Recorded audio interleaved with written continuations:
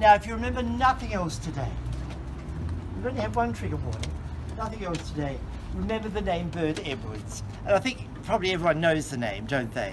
I don't know, for people from out of town, some will and some won't, but he has almost mythical status here in Adelaide. And you'll see there's a blue plaque here, so it's acknowledged as a site of historical significance. And now you can see, I must pop in, shop with lovely retro frocks. This was the first business premises of Bert Edwards, JP, MP. As we've mentioned Bert a couple of times now, you know he was an Adelaide City Councillor from 1914 to 30 before he went to prison, 31 before he went to prison, and then 48 till his death in 63, where he had the big Requiem Mass, because he was a parishioner all his life at St Francis Xavier. So he was, you know, a practicing Roman Catholic and a practicing homosexual, everyone. You can be both, they're not mutually exclusive.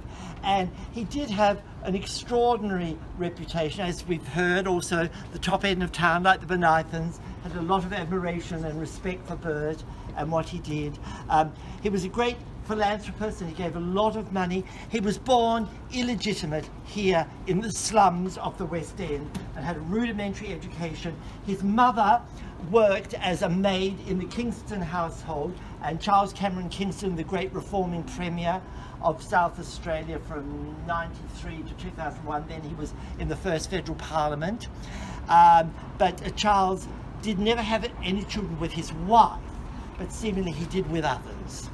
A bit like George IV or any of those people. And Bert, sorry, his common law one. Yes, and Bert did believe that his mother, Mrs. Miller, had been impregnated by Charles Cameron Kingston. In fact, he was an illegitimate son. And there was some talk about doing a DNA test, because Bert's buried in West Terrace Cemetery, to verify that, but I've not heard whether they did that or what happened. That's your homework, everyone, all right? So, Bert had quite an extraordinary life. And as a rudimentary education, so his first job was working over on the fruit stalls of the Central Market, selling saveloys at the racecourse. But it was obviously pretty enterprising. So in 1913, he, I don't know whether he bought these premises, but he had his first business here, tea rooms. Of course, he was very enterprising, because what he also did was hold 2-up sessions out the back, which were then quite illegal, of course. And of course, so his tea rooms were very, very popular indeed. But such was the loyalty he engendered, no one ever put him in, you know. And there were things too, when he had his first pub, the Duke of Brunswick. He was a great supporter of Australian rules football and the West Adelaide Football Club, and the young men who were under 21 couldn't drink. Barrels of beer were being seen rolled across the road from the pub to a premises across the road where all the underage footballers were, and Bert would provide them with beer. And again, such was the loyalty of the local people, no one ever put him in. Yes. It seems that Bert did have a penchant for younger men, and that is what brought him down.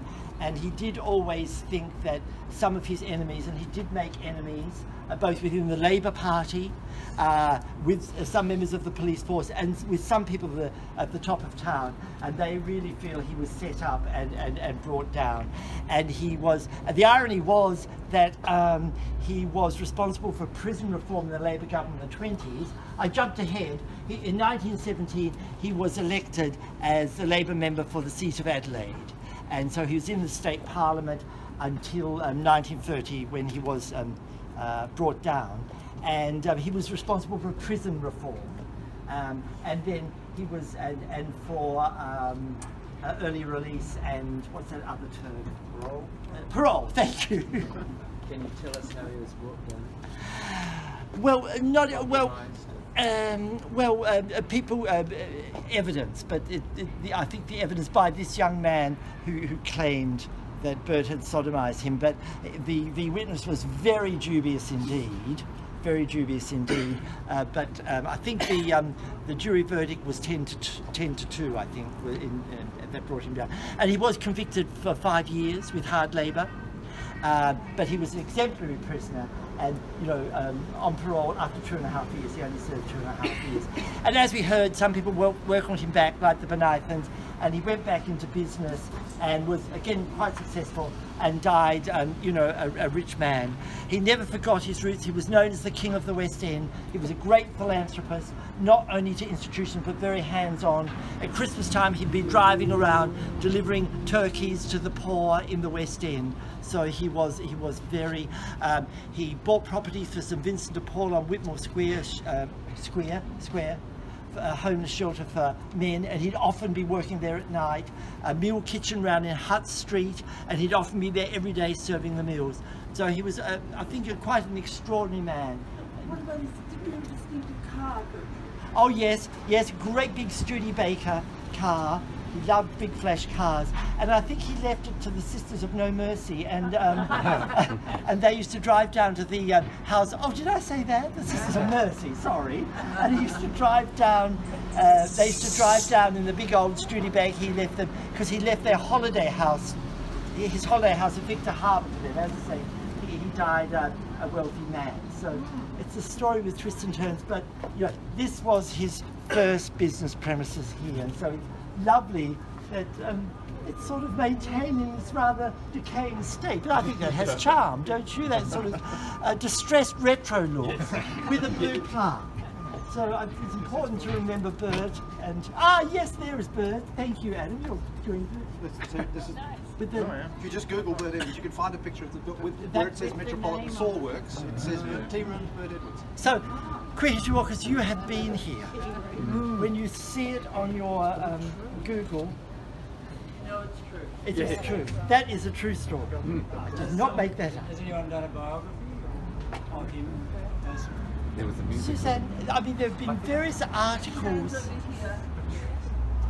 Has there actually been a biography? I don't think so. Not, yeah, I think there was an article. Susan Edgar, various people have wrote articles about him, but not actually all.